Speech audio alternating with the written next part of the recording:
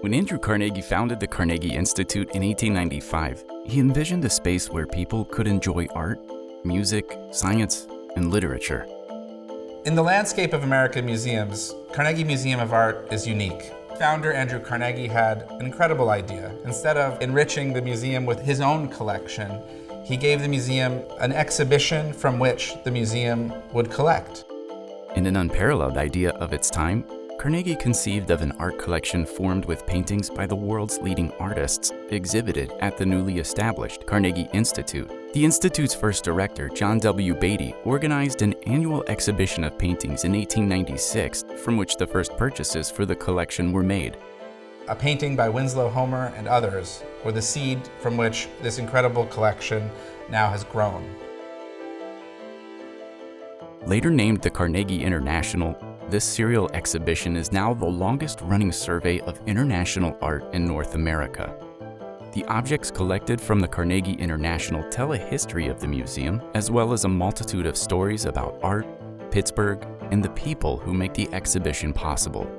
Every 4 years, Carnegie Museum of Art reimagines itself through the lens of the international, with the help of international curators, artists, collaborators, writers, filmmakers, performers, all from around the world.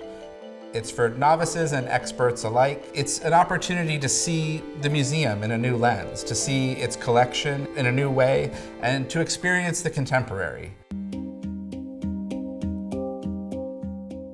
The Carnegie Institute held its annual exhibition each year from 1896 through 1914. In 1920, it became known as the International Exhibition of Paintings. During the Second World War, the scope of the exhibition changed to focus more narrowly on painting in the United States. The purview broadened again in 1950 when museum director Gordon Bailey Washburn introduced post-war abstraction and returned the exhibition to an international survey, expanding beyond North America and Europe to include contemporary works from Asia and South America. In the 50s, as people were coming out of the war, there were a great number of experiments in terms of artistic practice, but also international art exhibitions. Then director Gordon Washburn really traveled all around the world to look at all kinds of practices that are flourishing in the post-war period. Then he broadened the horizon of what the international can be. Washburn revived interest in the show by highlighting and acquiring works by abstract painters and modern masters, despite initial resistance. In 1958, the show became known as the Pittsburgh International Exhibition of Contemporary Painting and Sculpture. In the 60s through the 80s, artists were really pushing at the boundaries of what art can be. We have installation art, we have time-based media, we have performance. All of these comprise a new way of thinking about what contemporary art is. The museum's fifth director, Leon Arcus, organized his first Carnegie International exhibition in 1970, which featured 267 objects by over 101 artists. In 1977, Arcus shifted to a more streamlined featured artist format with Pierre Alachinsky, and in 1979 with Eduardo Chillida and Willem de Kooning to deepen the museum's commitment to scholarship around modern masters.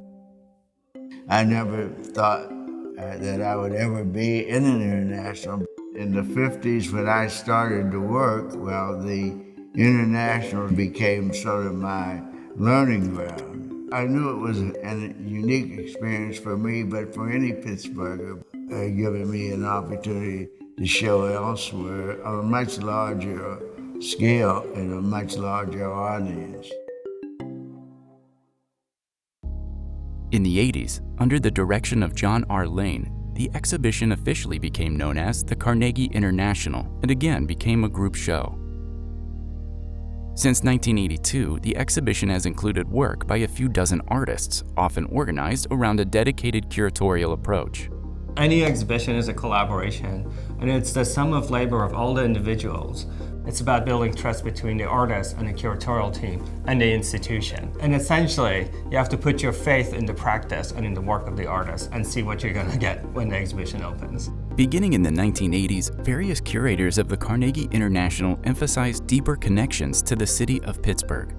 The city of Pittsburgh gave birth to the Carnegie International. We can't imagine the exhibition without the city. And that gave birth to a lot of collaboration that wouldn't have happened otherwise. The 1991 iteration prominently featured artists who drew on Pittsburgh as a resource and treated the city as a canvas. Artists presented works in off-site locations, bringing the exhibition outside the museum's galleries.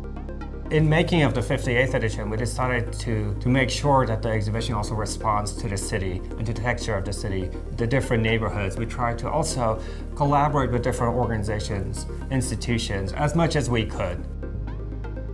With a focus on large-scale installations, site-specific works, and Pittsburgh, Carnegie Internationals in the 21st century continue to wrestle with the question, what can an international art exhibition offer audiences?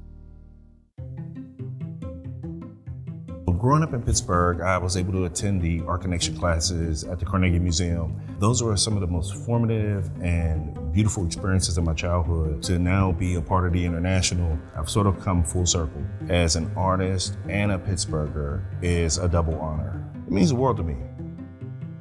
I think the best way to have people engage with museums is to meet them where they are, so to speak, to bring art into communities, to bring art into people's homes, into their own lives, and show them how art is a powerful force in them being able to see the world in different ways and engage with the world in different ways.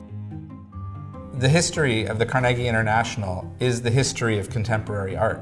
It is the history of artists making meaning in the present. It is the history of curators discovering new possibilities for exhibition making, and it's a history of visitors coming and discovering something new within the frame of this 125-year-old museum.